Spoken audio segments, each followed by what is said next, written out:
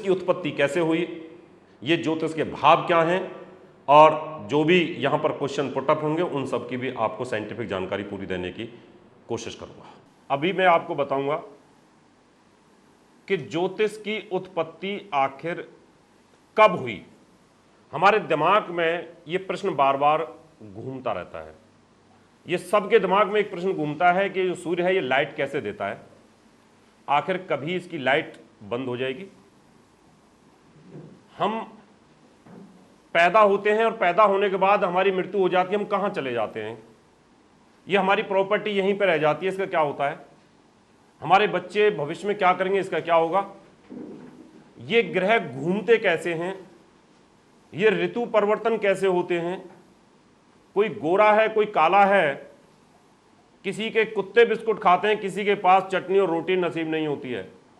आपके दिमाग में क्वेश्चंस आते हैं, कोई बहुत खूबसूरत है, किसी को खूबसूरती नहीं मिलती, जिसको खूबसूरती मिलती है, जिसके पास पैसा नहीं होता, जिस पर खूबसूरती और पैसा होता है उसमें बच्चे नहीं होते। आपको ये लगता रहता है कि ये सारे क्वेश्चंस भगवान ने ऐसे क्यों दिमाग में डाल दिए हैं। मैं बहुत अच्छा हूं, मुझे अच्छी पत्नी नहीं मिली, आप बहुत अच्छी हैं, आपको अच्छा पति नहीं मिला, जैसा आप चाहते हैं वैसा आपको मिलता नहीं, आखिर क्या रहस्य है, जानना चाहते हैं सभी। सब इस बात को लेकर के चिंतित हैं कि काश कोई हमें अपना भविष्य बता दे कि हमारी मौत कैसे होगी और हमारा अंजाम क्या होगा। सबके दिमाग में एक प्रश्न रहता है, और आपके दिमाग में भी ये रहेगा कि अगर कोई व्यक्ति करोड़पति है, वो करोड़पति भी ये जानना चाहता है कि आखिर मेरा होगा क्या ये मेरा करोड़ों मेरे साथ चला जाएगा क्या, सब जानना चाहते हैं। आप ये भी जानना चाहते हैं कि प्रलय और महाप्रलय कब होगी, क्या ये पृथ्वी कभी खत्म हो जाएगी, जैसे कि हमने श्रीमद् भागवत में सुना है कि पृथ्वी पानी में हो जाएगी कभी, क्या पानी में वाकई हो सकती है। हम ये जानना चाहते हैं, साइंस के अंदर हमने पढ़ा है, साइंटिस्टों ने ऐसा कहा है कि सूर्य फटा था, सूर्य फटा तो उसके टुकड़े हुए, टुकड़े होकर के दूर दूर जाकर के गिर गए। पृथ्वी हजारों डिग्री टेम्परेचर पर पहले गोला थी, गैस थी, ठंडी हुई, धीरे धीरे धीरे धीरे फिर हम बने। पहले हम बंदर थे, बंदर से इंसान बन गए। हम जानना चाहते हैं क्या वाकई हम बंदर थे। हम जानना चाहते हैं अगर हम बंदर थे तो ये पेड़ पौधे, लीची, सेब, संतरे, ये किसके लिए हुए। हम ये भी जानना चाहते हैं कि फिर ये गाय भैंस का दूध किसके लिए हुआ। हम ये भी जानना चाहते हैं कि ये दाल, चावल, लाल मिर्च, काली मिर्च, ये किसके लिए तैयार हुई अगर हम बंदर ही थे। अब बंदर तो इन चीज़ों को खाता नहीं, कि काली मिर्च थोड़ी खाएगा वो, या वो चाय की पत्ती घोट के कॉफ़ी थोड़ी पिएगा, चाय थोड़ी बनाएगा। हम जानना चाहते हैं ये। हम ये भी जानना चाहते हैं कि वो लोग गोरे क्यों हैं, हम काले क्यों हैं। अफ्रीका के अंदर लोग घुंघराले बालों वाले क्यों हैं, ये जानना चाहते हैं। एक हिंदुस्तान के अंदर इतनी ऋतु परिवर्तन होती है, हम इनको भी जानना चाहते हैं। और हम ये भी जानना चाहते हैं कि काश मैं अब एक ऐसा बेटा पैदा कर दूं जो इस दुनिया में नाम रोशन कर दे, और मेरा बेटा नपुंसक और ये अपंग क्यों पैदा हो गया। ये सब आप लोग जानना चाहते हैं। और यही है हमारे संसार को, जीवन को चलाने का एक तरीका। अगर यही किसी व्यक्ति को सब कुछ पता हो कि मैं पैदा हुआ हूं, किस लिए पैदा हुआ हूं, इसका मतलब ये बहुत सारे क्वेश्चंस ऐसे होते हैं कि जिनका जवाब सिर्फ आपको ज्योतिष से मिल सकता है। इस ज्योतिष नाम की उत्पत्ति आखिर कैसे हुई, ये ज्योतिष शब्द है क्या, इन चीजों को हम जानना चाहते हैं कि आखिर इनका क्या है, कि ज्योतिष नाम की उत्पत्ति कैसे हुई और ज्योतिष का फंक्शन कैसे काम करता है, हमें विचार कहां से आते हैं।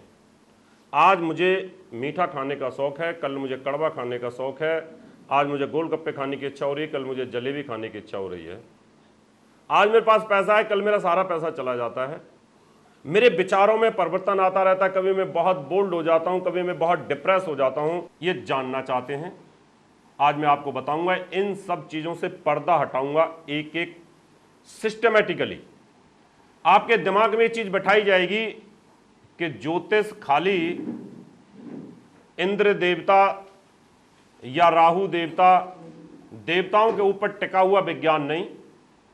ज्योतिष जो शब्द है, ज्योति प्लस ईस, ज्योतिष प्लस ईस यानी ज्योतिष।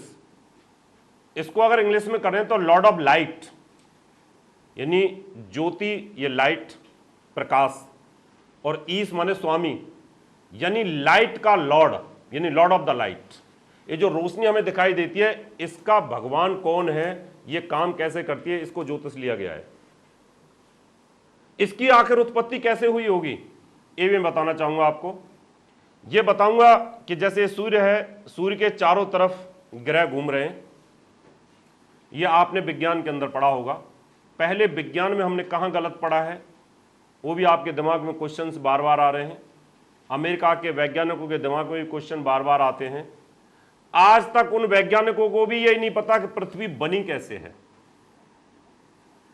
साइंस में आप लोगों ने पढ़ा होगा कि सूर्य फटा था, सूर्य का फ्यूजन हुआ तो उसके टुकड़े हुए बहुत सारे जब टुकड़े हुए तो उसमें पृथ्वी थी, वो सूर्य से फट के दूर चली गई, बहुत गर्म थी, धीरे धीरे ठंडी हुई। इसको ठंडे होने में करोड़ों वर्ष लगे, ऐसा हमने पढ़ा है और इसके नंबर हमें मिलते रहे, लेकिन वो टोटल गलत है। मैं एक इंजीनियर हूं, आपको बता देता हूं। आप एक चीज को गर्म कर दीजिए, आप 1 किलो का एक लोहा गर्म कर दीजिए, 1 किलो का, उस लोहे को 1000 डिग्री टेम्परेचर पर गर्म कर देंगे तो पहले तो पानी बन जाएगा, पिघल जाएगा। और पिघल जाएगा तो कोई चीज हवा में पिघली हुई लटक नहीं सकती, वो सब फैल जाएगी। साइंस की थ्योरी ये कहती है।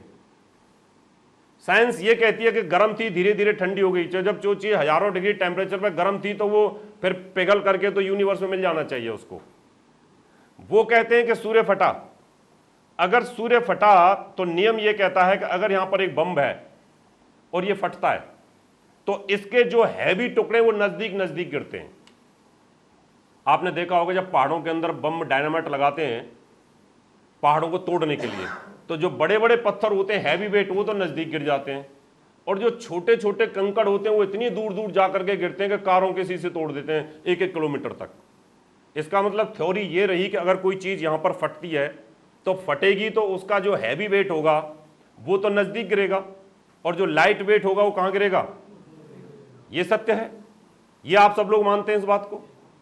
अगर आप सब इस बात को मानते हैं, लेकिन विज्ञान उल्टा बोलता है।